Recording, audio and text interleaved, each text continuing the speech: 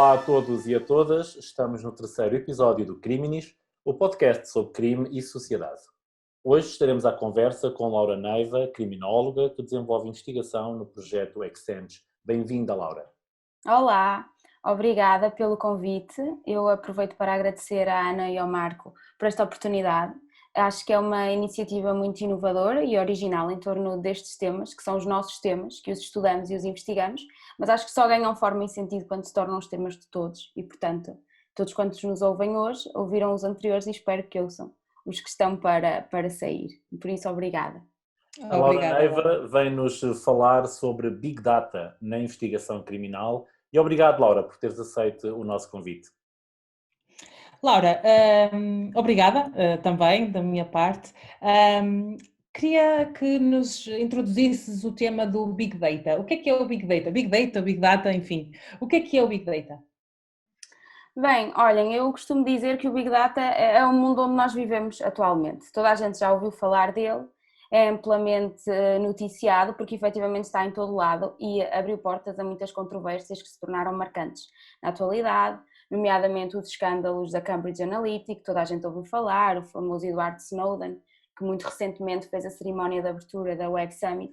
E portanto é tudo aquilo que envolve um grande volume de dados diferentes que são partilhados entre várias entidades e que são usados depois para atingir determinados fins, dependendo do contexto onde a técnica se insere.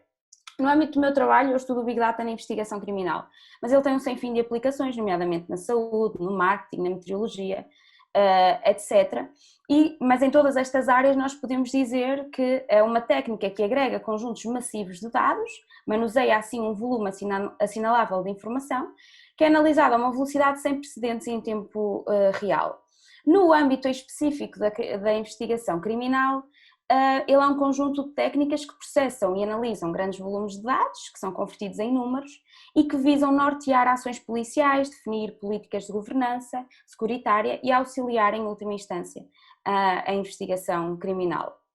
A nível prático, nós podemos, e para perceber melhor, às vezes é ótimo dar um exemplo. Por exemplo, num departamento policial, o Big Data materializa-se em técnicas e atividades, como por exemplo, um suspeito de um crime é identificado pela polícia, é interrogado, e neste interrogatório todas as informações pessoais que são recolhidas ficam registadas e guardadas nas bases de dados policiais. E a partir daquele momento estas bases de dados, estas informações, são partilháveis com outros departamentos policiais. Este indivíduo, ao ser inserido na base de dados policial, é conotado com um nível de risco que vai definir a sua perigosidade, por exemplo, para vir a cometer um crime no futuro.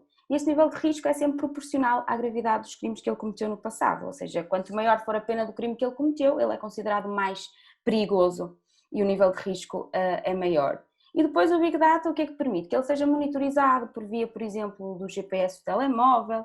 Os departamentos policiais nos Estados Unidos da América têm mapas digitais que permitem observar pontos que se movem, e estes pontos são não mais do que o indivíduo em diferentes locais, por exemplo, para fazer levantamentos bancários, e por isso todos esses dados ficam registados. E depois, por exemplo, há um crime naquele estado, é possível saber se aquele indivíduo esteve naquela hora e naquele local, ou seja, se pode ser considerado suspeito daquele crime ou não.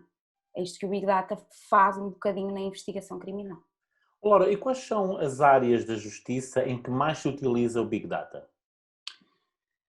Bem, as áreas da justiça em que ele encontra maior utilização é sem dúvida a nível policial. Aquilo que eu tenho vindo a investigar é uma área um bocadinho que está pouco explorada, porque investigo na investigação criminal, mas na investigação pós-crime, ou seja, depois do crime ocorrer, são desencadeadas uma série de atividades e processos que visam apreender o suspeito do crime. E aqui o Big Data não está muito desenvolvido. Está desenvolvido muito mais na prevenção criminal, ou seja, antes dos crimes ocorrerem, são desencadeadas uma série de, por exemplo, circuitos de câmaras de videovigilância, onde somos capazes de monitorizar os indivíduos. E nesse âmbito, antes do crime ocorrer, é onde o Big Data se aplica mais, muito materializado sob a alçada do policiamento preditivo. Há um programa muito conhecido, um programa policial que está desenvolvido nos Estados Unidos da América, atualmente usado por cerca de 60 departamentos policiais, em Portugal não, que é uma ferramenta que usa computação e análise que permite prever quando e onde é que um crime vai ocorrer. E depois são alocados os recursos policiais de forma muito mais eficaz e eficiente para esses locais, de forma a prever o crime. Tendo em consideração este período pandémico que vivemos, o Big Data poderia ser uma mais-valia, na tua opinião? Em que medida? Bem, abordar o Big Data no panorama atual, sobre a minha perspectiva, é um tanto quanto controverso, porque ele surge ligado de forma muito íntima, digamos, a aplicações de telemóvel, por exemplo, que permitem e surgem como inovadoras para sustentar, por exemplo, a saúde pública. E, por acaso, gravar este podcast hoje faz muito sentido, porque eu vi no telejornal que uma aplicação que andava a ser trabalhada para ser aplicada em Portugal acabou por ser aprovada em Conselho de Ministros hoje, que é a aplicação Stay Away, em que eles dizem que vai permitir rastrear as cadeias de contágio do novo coronavírus. E, portanto, já está disponível para ser descarregada e usada e, aliás, os governos incentivam as pessoas para que sejam colaborativas nesse sentido, porque permite que nos diga se estivemos em contacto com pessoas que estão infectadas com o novo Covid-19. No entanto, a minha opinião quanto a isso é um tanto quanto crítica, porque isto não é tão linear quanto isso. E, portanto, embora diga que foi aprovado pela Comissão Nacional de Proteção de Dados, isto permite um registro de dados ainda maior e que podem ser utilizados para outros fins que não os previstos inicialmente. E, portanto, embora possa ser útil no cumprimento dessa finalidade, nos avisar que estamos em contato com uma pessoa que está infectada com o Covid-19, acho que vai aumentar de forma muito exponencial a vigilância sobre os indivíduos. Esta ideia de que estamos sempre a ser vigiados por via das redes sociais e aplicações de telemóvel já é conhecida, problematizada e amplamente estudada. Mas acho que com estas novas aplicações de telemóveis que surgem para garantir a saúde pública, isto pode ser um tanto quanto controverso e honestamente assusta-me. Na prática, onde o Big Data poderia ser útil neste âmbito seria no cruzamento dos dados clínicos, não é? Uma pessoa infectada e as pessoas com quem ela esteve em contacto, depois podem cruzar-se estes dados com outras informações. No entanto, isto a mim preocupa-me ao nível dos direitos humanos, ao nível do direito à privacidade, direito à proteção de dados, e depois também porque se eles incentivam a que os cidadãos sejam colaborativos com este tipo de aplicações, as pessoas que não colaborarem podem ser vistas como más da fita. E, portanto, vai incentivar a que as pessoas instalem e vão-se criar cada vez mais e maiores bases de dados que, em última instância, depois podem ser utilizados para outros fins.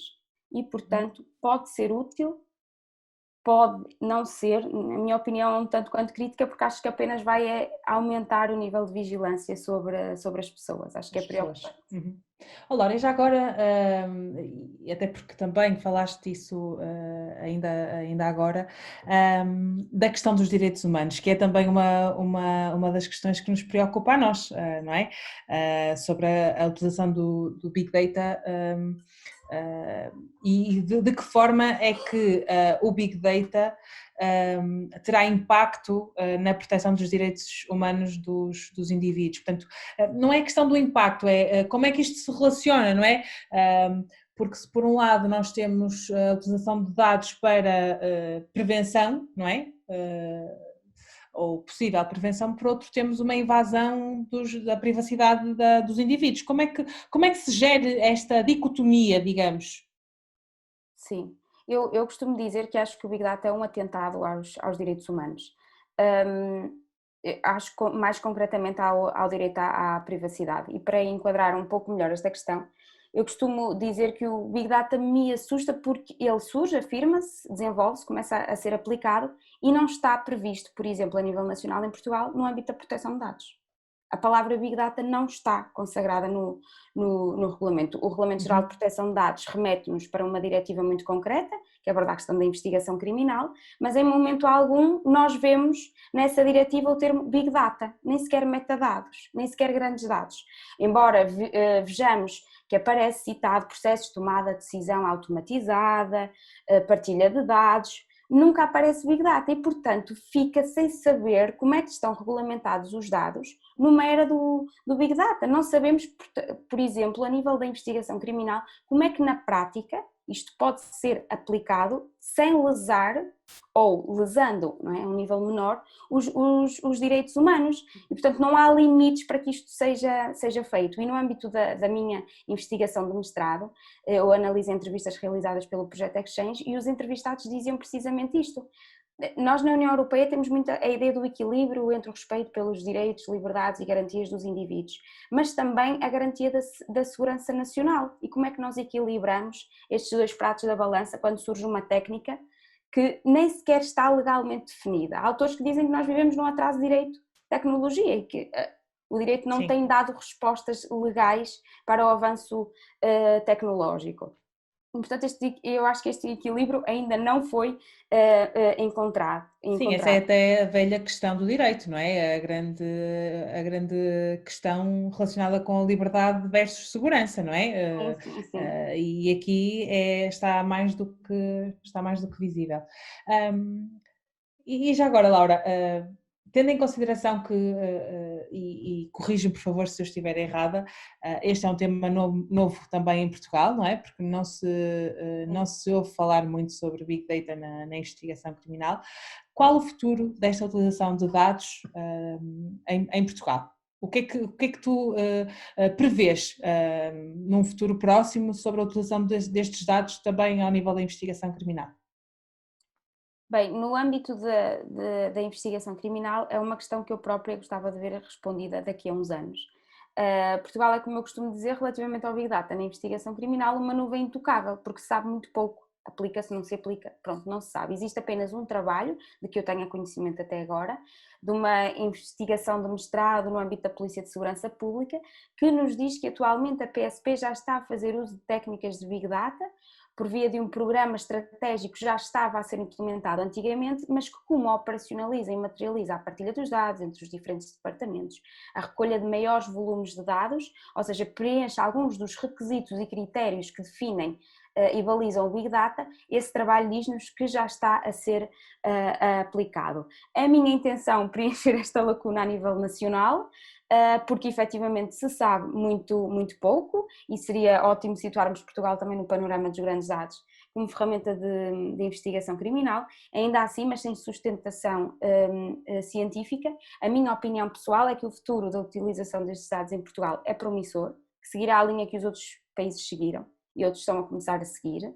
A nível europeu estamos também em fase precoce de implementação do Big Data em departamentos policiais, desenvolvimento de bases de dados, sofisticação cada vez maior de ferramentas tecnológicas que permitam recolher estes dados. Embora eu, quando falo da realidade portuguesa, digo sempre que a única coisa que nós temos quanto a isto é uma Constituição que não permite que se faça a investigação criminal sem observar e respeitar as regras gerais sobre a polícia, os respeitos pelos direitos humanos, liberdades e garantias, e portanto terá que se encontrar um equilíbrio caso se venha a aplicar, que eu acho que sim, e como tem sido feito noutros estados e noutros países. Laura, e para quem nos ouve, onde é que é possível encontrar reflexos deste teu trabalho tão interessante, informações sobre este projeto, artigos que tenhas publicado, que tópicos nos queres deixar para que as pessoas possam encontrar o teu trabalho? Bem, de várias formas, e o desenvolvimento da tecnologia não é só mau e, portanto, permite que, à distância de um clique, acompanhem o meu trabalho e o trabalho do projeto Exchange. Eu estou a fazer investigação neste projeto. Nós somos um projeto financiado pelo Conselho Europeu de Investigação, é liderado e coordenado pela professora doutora Helena Machado e estamos online através de um site, que é o exchange.ics.uninho.pt, onde encontram toda a informação do trabalho que tem sido desenvolvido. De uma forma muito genérica, o projeto não se dedica apenas sobre Big Data, este é o meu tema de investigação. De forma geral, estudamos a partilha transnacional de dados da ADN na União Europeia, ao abrigo do sistema de PRUM, isto estaria outro podcast, obviamente.